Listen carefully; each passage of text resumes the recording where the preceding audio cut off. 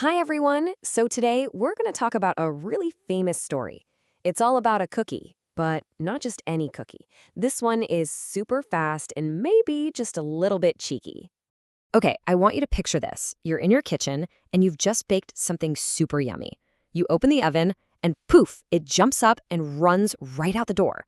Can you believe it? Well, that's exactly how this story kicks off. So our story begins with a little old lady and a little old man. Now, they lived in this sweet little house, but they didn't have any kids, and sometimes that made them feel a little lonely. So one day, to cheer herself up, the little old lady had a great idea. She was going to bake something extra special. Okay, so she gets to work. She mixes up all the gingerbread dough, rolls it out nice and flat, and then cuts it into the shape of a little man.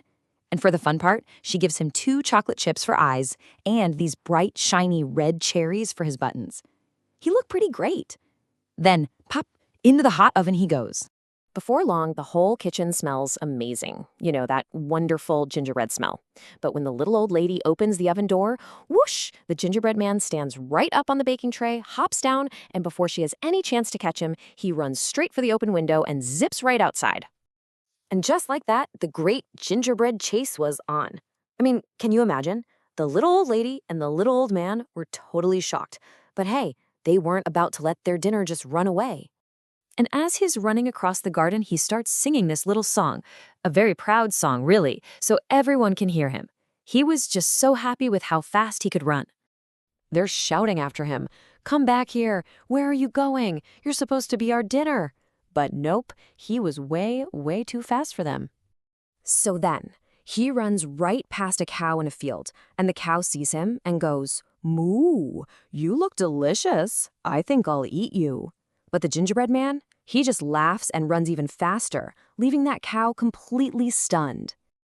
And he just keeps on singing that song of his. With every person and animal he outruns, he gets more and more sure of himself. He really starts to think that nobody in the whole wide world can catch him.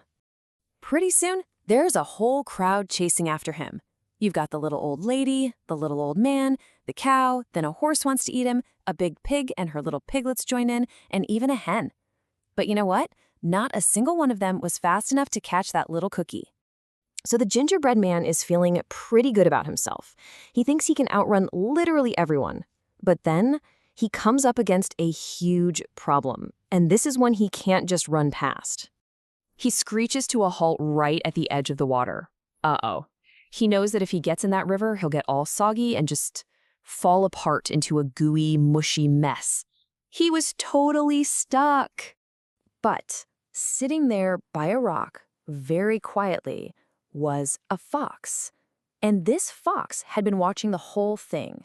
Now, foxes are known for being sly, and this one had a very clever idea. He wasn't going to run, he was going to use his brain. So the fox just strolls on over and asks the gingerbread man if he needs a little help. He acts like eating him is the last thing on his mind. He's all like, "Eat you? Oh, heavens no, you're barely a snack." Okay, so this is a really important moment. The gingerbread man has a big choice to make, right?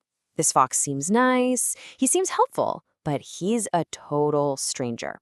What do you think he should do? Well, unfortunately, the gingerbread man was so busy being proud of how fast he was and so worried about everyone chasing him that he just didn't stop and think. He didn't ask himself, is this stranger safe? He completely forgot to be careful. And this right here shows us something so important. It shows how someone can say something that sounds really nice, but in their head, they're thinking something tricky. The fox was acting like a friend, right? But what he really wanted was a yummy gingerbread snack. So the gingerbread man hops onto the fox's back. As they start crossing, the fox says, "Ooh, the water's getting deeper. Why don't you hop onto my neck?" And then a little later, my neck's getting a bit tired. It would be much better if you just sat right on my snout." See what he's doing? He's slowly, cleverly tricking him into moving closer and closer until, well, it was too late. The very second the gingerbread man sat on his snout, the fox flipped him up in the air, opened his mouth wide, and snap. He caught him in one single bite. And just like that, that was the end of the very fast, very proud little gingerbread man. So when you think about it, the most important part of this story isn't really about a cookie that can run. No, it's about the huge lesson we can all learn from the big, big mistake he made. See, the gingerbread man's huge mistake was that he was in a tough spot and he decided to trust someone he didn't know at all. And why? Just because that stranger said a few nice words. He didn't stop to think that maybe, just maybe, the fox was trying to trick him. And that's something that is just so important for every single one of us to remember. Even if a stranger seems super friendly, or if they offer to help you, you have to always, always be careful. Sometimes their nice words don't match up with what they're really thinking. And this brings us to the biggest takeaway of all. Unlike the poor gingerbread man, you have safe grown-ups in your life that you can always, always trust. So if a stranger ever tries to talk to you or offers you something, the absolute smartest and safest thing you can possibly do is to go find a parent, a teacher, or another grown-up that you know you can trust and tell them about it right away. That's the real lesson here.